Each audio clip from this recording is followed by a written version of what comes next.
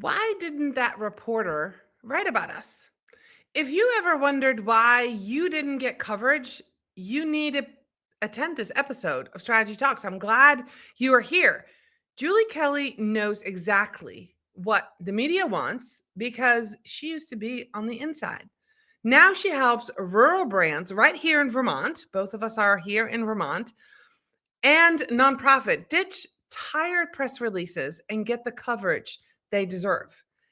If you're ready to learn what the media wants to know so they can cover you, stay tuned. This is Strategy Talks.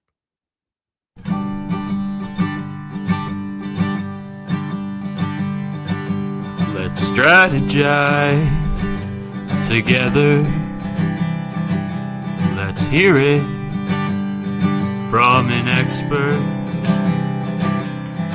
Join the conversation, it's informative and free. You and me, let's talk some strategy.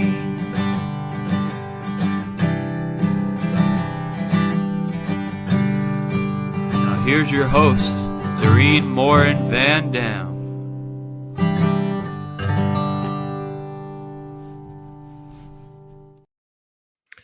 Hello, everybody. Welcome from snowy Vermont. You have two Vermonters today on Strategy Talks. And yes, it is snowing. It's November 11 and it is snowing. It's amazing. It's so pretty outside. So before I introduce you to Julie, my guest today, I want to welcome all of you who are here live with us, whether you're on Facebook, on LinkedIn, YouTube. I'd love to know where you're watching from. Let us know in the comments. If you have questions, let us know. And to those of you who always listen to Strategy Talks as a podcast, welcome as well. So I'm going to bring onto the stage with me, Julie. How are you today, Julie? Well, I'm pretty good. I love snow. So having this first bit of snow on the ground just feels right to me. Yeah. So you and I met back in September at a women's economic opportunity conference. You were kind of the MC of the conference. You were interviewing, I forget her, Valeria, what is her name? Yep, Morin-van. Yeah. And it was just an amazing conversation. You got her singing. It was wonderful. And it was really nice to shake your hand and meet you. And it's one of the things that I talk about on Strategy Talks, that very often the people that come on as guests are people that I've met in real life, because I feel like this conversation is better when it does. So today we're going to talk about media coverage strategies. And one of the things, I'm going to just lean right into what you say: stop sending press releases. Why do you say that? And what do we do instead? Well, I say it because there are thousands of them in inboxes for reporters. And frankly, that has gotten even more true with AI. So most likely your message is never going to be picked up if you just send a press release into an inbox. So that's why I say it. Okay. And I started saying it about 3 years ago. And it's really interesting because people immediately jumped on it. They're like, what are you talking about? And I just think, knowing from my own experience, 20 years in a newsroom, emails were the bane of my existence. I know that sounds weird, but it's relationships that connect dots with media. And we don't talk about it enough, that you should be respecting a reporter where they are at.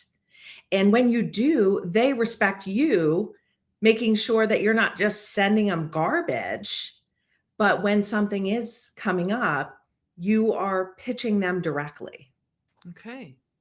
So how do we do that, Julie? Because from my own experience, I lived in Myrtle Beach for 19 years prior to moving to Vermont. And I did, I don't even know how, build relationships with a local news channel. And I was the first social media manager in the town.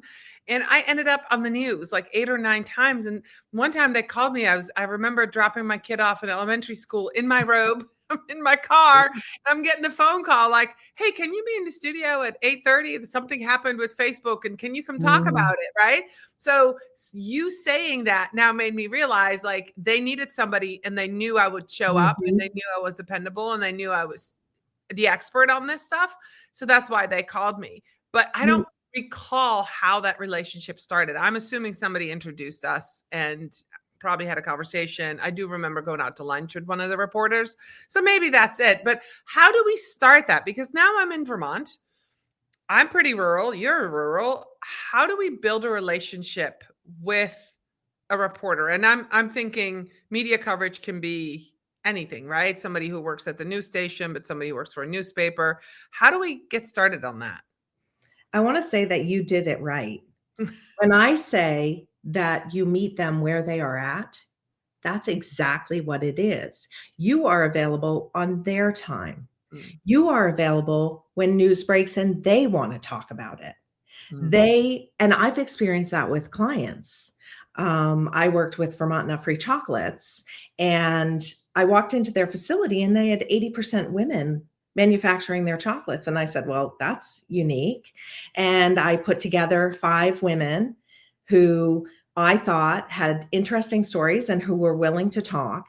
And then when a Wall Street Journal reporter sent out a message to her, like favorite contacts, and said, do you know anybody who's had flexible schedules and it's really helped them personally? In 30 seconds, I sent her my 5 people. And she emailed back and she was like, wait a minute. How do you even respond so quickly? And that goes to knowing what reporters want and need and when they need it. And so it often companies think, oh, we want to tell this story, but actually you need to figure out how your story fits into the stories being told by media at that moment. So how do you do it? Yes.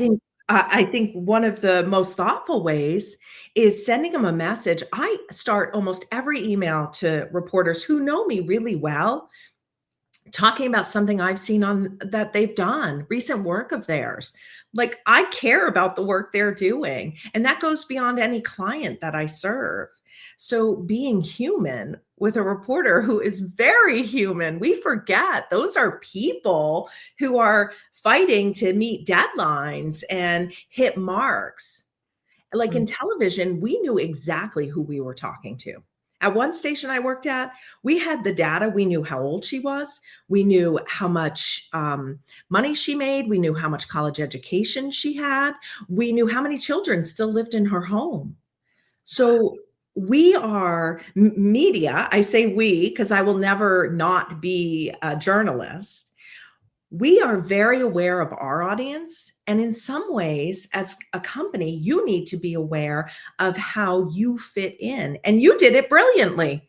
You did exactly what a reporter wants. Most likely the people you see on there either have amazing PR people who know how to pitch, or they have built relationships with meaning. And when they get the call, they get out of their robe and they jump on TV. I showed up. I did. But since I've moved to Vermont, I wasn't really focused on local and I wasn't really focused on, what was happening here until AI started. And you and I were just talking in the green room. I've done retreats right here at my home. 3-day retreats, teaching women how to get on camera, how to create reels, called the Reel Retreat. And that's been really amazing. And meeting other Vermonters and teaching locally and then bringing in the AI part, which is what you and I were talking about, has been really good. So yeah, I think there's an opportunity, kind of what happened 15 years ago with social media, where initially people were using it just for their personal gain. I was so excited, social media, my family lives in Europe. Oh my God, I can, WhatsApp with my nieces and nephews and my siblings. And that was great. And then FaceTime came along and all that stuff, social media, Facebook. But now I kind of feel like that's what's that new thing that's happening with AI, that initially people were using it like Google, right? They were just using it. But now people are like, well, I can also use this for business. I can also use this as a strategic partner or to come up with ideas. And so now that piece of teaching, I feel like deja vu with social media and what's happening in AI. So that's interesting. So you just kind of gave us an example of when you got the, media coverage for this chocolate company. Can you kind of give us a little bit more information about what that pitch looked like? Or, they were looking for something, but what did you had 5 women ready to talk, but what did that look like that you literally could send something to them in 5 seconds? So what a pitch looks like is the most critical information, and it is not wordy at all. It typically adds some data to add beef to whatever I am hoping that they might consider reporting on. In that case, I literally had, what was really interesting about that is marketing people often say to me, nobody will talk, because I think a lot of brand stories should be driven by the people in a building. Mm-hmm. And because of that, and my unique ability to walk into, say, a manufacturing facility and just connect with people, I said, well, why don't you just ask? Like, all I want to do is just chat with them. And she's like, okay. And she came back and she's like, 5 of them said yes. And I was like, wonderful. Yeah.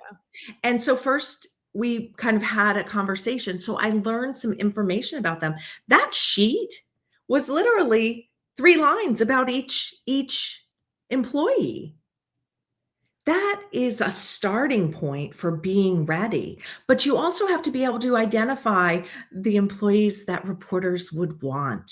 And I'll give you an example. I can pretty much walk into any manufacturing facility or business and identify very, very quickly who should be doing some of the talking, whose stories really would connect audience.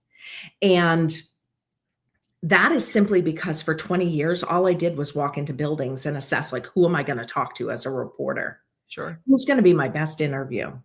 So I was in a global manufacturing facility in the middle of nowhere, and I walk in, and we had just done interviews, and I had just done media training for executives who had connection to community. It was wonderful. At the same time, when I walked in and they're telling me we need more employees, like, we have jobs here. I walk in and I happen to pass this young guy, and I'm like, hey, and he stopped to start chatting with me. I will never forget Johnny. As a PR person, Johnny is like in my back pocket for when I'm working with a client. If you hire me and pay me, I am going to make sure you've got the right people in my back pocket so that you are ready to present to the media, present to high school students you hope someday will come take your tech jobs, present to your board of directors, present to the legislature. Those are all things that I help people figure out. Well, in this case, Johnny starts talking to me and he's like, I've worked here 8 years. He was 28 years old. And I'm thinking to myself, ding, ding, ding, ding, right? Like, right away, I'm like, Johnny bought a house in his community. He's married. Johnny loves his job. Johnny also was kind of hip. Like, he had tattoos and he was just, his vibe was so cool. And I literally sat there and I said to myself, Johnny should be the one who goes talk to high school and tech grads. Johnny should be the one that you figure out how to tell that story and pitch it to the media, because that is really diving into a company, not breaking ground on a facility. Tell Johnny's story. Like, that's exactly what rural areas need right now. We need a ton of Johnnies. And so I think with my brain, it goes beyond just media coverage. It even goes to the point where when you're looking at your marketing strategy, what does it feel like to drive up to your building? If I feel uncomfortable, then the Johnnies you hope to get, they will be uncomfortable too. Because in rural America, we're just different that way. We want to feel comfortable in the environments. We don't just like trumps in and we're like, hey, we're here. We're ready to take a job. That's not the way we roll in rural. And if you don't get it, then your company is not getting it the way that they need to, particularly today. Because today you better understand me really well, because I've got a million places to go look. Yeah. Wow, that's a great example of figuring out who can be kind of like the spokesperson, not necessarily for everybody, but for, you figured out that he would be a great spokesperson to lead that employee search, right, in high schools and tech area. So I love that you look to somebody like Johnny to have and be on camera. And, not everybody has to be on camera to get media coverage, right? Sometimes it's a write-up, but it's still an interview. How do you I interject one more thing? Yeah. Or social media. Yeah, that's true. Don't forget.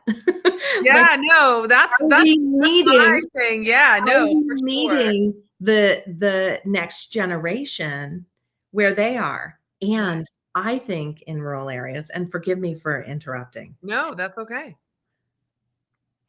We forget what we value. So if my grandma tells me, hey, that company's hiring, I think that's a good company. I heard it on the news today. I heard that on the TV news today, because television news is still very valuable. Yeah. Or my buddy says, you know what? I just started working at this place, and this is one of my favorite things I ever pitched to a global company. Hey, you should make the first day of hunting season a holiday. I'm like, you want to attract employees? Meet them with what they are. So anyway, I don't mean to interrupt, but I think that is great. And that shows that you know who you're talking to. And if you are watching this or listening to this, if there's anything you get out of this, is put their hat on you, go into their place, go into the manufacturing place, talk to all the people, figure out what makes them tick, and know your ideal client. As you said, when you were on the news, you knew exactly how many children still lived at home and how old a woman was that you were talking to on the other side of the lens. That's really in social media too, but in marketing, that is our job, to know exactly who we're talking to and then pitch them the right story. So if you're watching this and you're a marketer, this is something, even if you're not in PR, this is something that you can do. From my own experience, one of the things that I used to do, and it's changed now, and now it's called, I think, Hero instead of a Hero, but I had success with several of my small local clients back in South Carolina that I got featured in national media coverage, because I was watching and I would always look at the pitches and go, well, this could be good for this. And one of them was, and I just want to give that as an example. There was a pitch about, I think it was back in August one year, upcoming breast cancer awareness month in October. Do you know somebody who has a different type of story? And one of my clients was a breast cancer survivor, and she had a tea room. And so she would have a special tea, all pink and all for breast cancer survivors. And she did it for free every year. And so we pitched that idea to them as, this is what we're doing. And they wrote about it. And so she was, written up in, I forgot what magazine it was. Oh, sure. Yeah. So you can also, if you're in marketing, even if you're not, focus on PR. This is something that should be on your radar, and you should be always looking for opportunities. I have sent pitches that I see to different clients. I've had a client who's a lawyer. When they're looking for somebody, specific about family law, I would send her the thing and say, I'm, as a social media manager, I'm not doing that pitch for her. You would, Julie. But I'm like, here you go. This is up your alley. You should pitch this, and you should do it today, because I think you would be really good for them. So you can, for me, it's like giving them those opportunities. And I think being aware that they're out there, that is one way to connect with them. And I think with my work, typically it is strategy in a bigger sense. And I would say it's because this brain can't do it any other way. Like, I can't not see all the other parts. Mm-hmm. It's just how my brain works. And so it's so much broader. And I always say, when people pay me, they are literally paying for this brain. Yeah. That's awesome. That's it. All right. So what are people looking? What is media looking? What are they scanning for in a pitch, Julie? Like, what gets an automatic yes? What's get an automatic no? And what is a maybe? If somebody does send a pitch or send an email, you already said, talk about what you saw them do, what a story they did. What is an automatic no? What is a yes, maybe? What is it that they're looking for? What would you be looking for? Or what did you used to look for? I wanted something that was unique or different. Okay. I wanted it to match what we were currently talking about. Okay. So when I've been thinking about this with Beta Technologies. So we just had this incredible, public offering of Beta, the airline. Mm-hmm. Yes. And there are so many more story pitches out there, not for Beta, for the rest of like Vermont, to tell us a bigger story. So what does a reporter want? They want the next angle.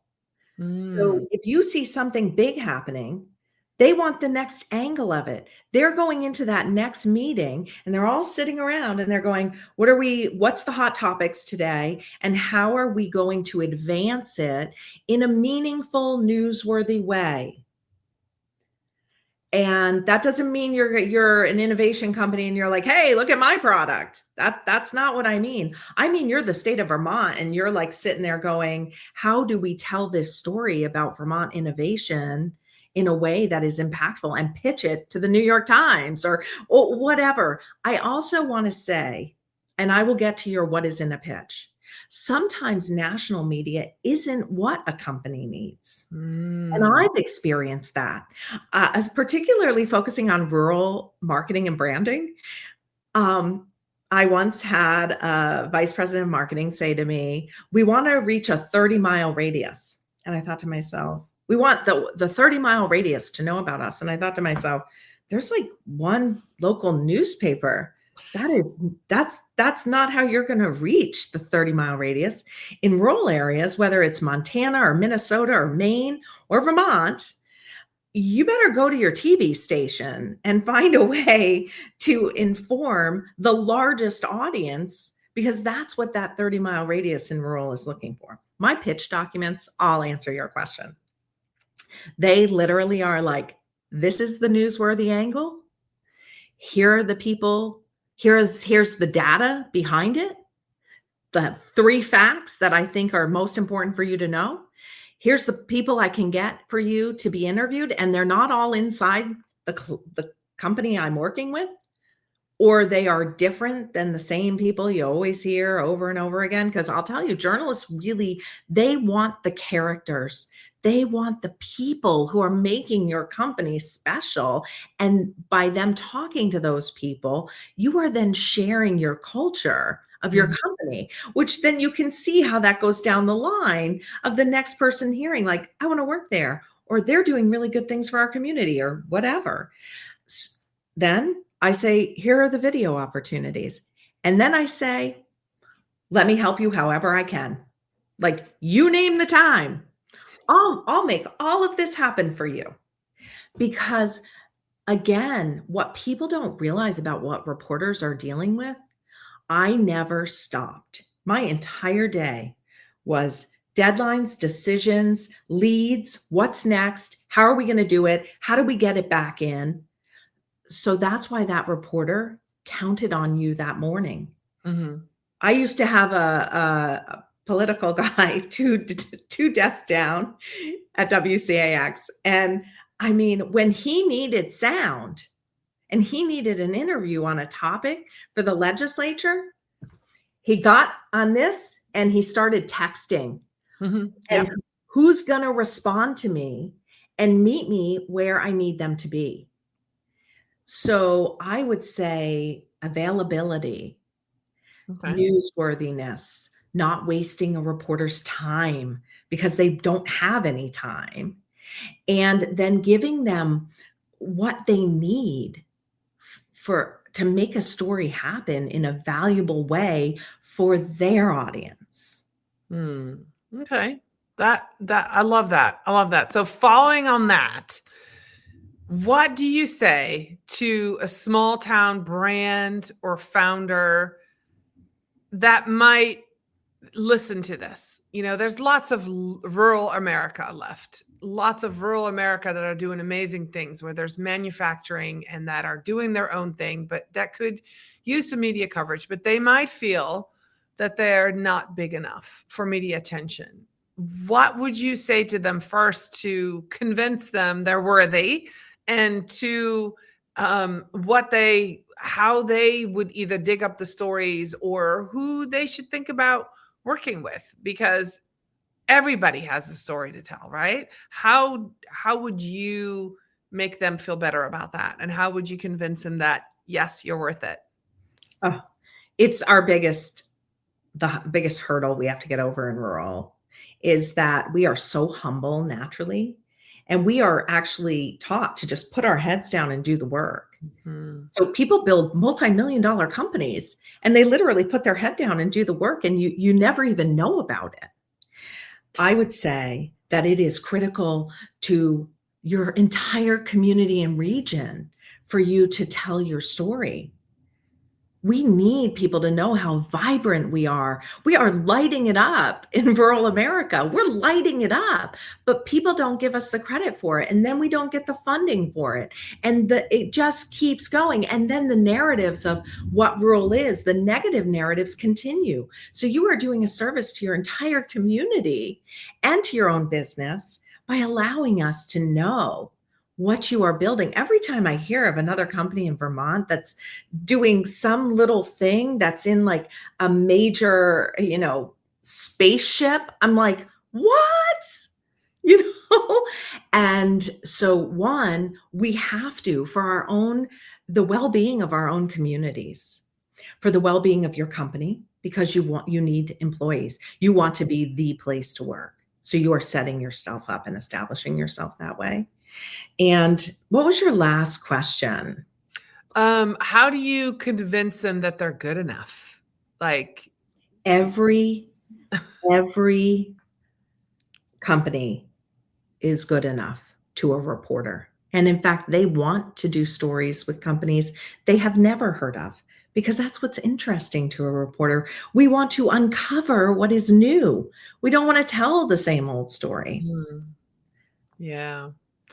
Yeah, that makes a lot of sense. It still feels sometimes like pulling teeth and saying, are you sure? Are you sure? But yeah, that makes a lot of sense. So Julie, I think you've given us so much information. If somebody is out there and they're like, I want media coverage, but I don't really know.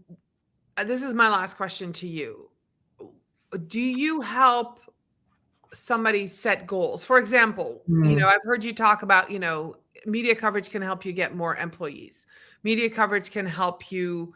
What are some of the things, or, real quick, what are some of the goals that you can set with them? What could happen? I guess maybe what I'm asking you, what are some of the outcomes that people can expect when they get that media coverage? Because, we usually start with goals when we start with strategy. So tell us some of the outcomes real quick, if you have any. And then we're going to talk about how people can connect with you. First, I want to also say that how to identify a story within your own company is, what do you go home and tell the people in your kitchen? Because that's the most interesting thing happening in your company, because you care enough to go share it. Okay. Second, the outcomes are that, one, you do end up getting more employees if you are consistent. You can't do a one and done. It doesn't work that way. Okay. That's not how it works. You have to be consistent, and you can see brands nationally and locally in your own community that do that well, and you hear about them over and over and over again. They're basically just taking the opportunity.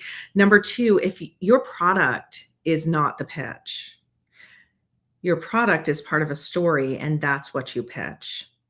And so you find that angle within your product that tells a bigger story that a reporter is interested in, so that then your product sells.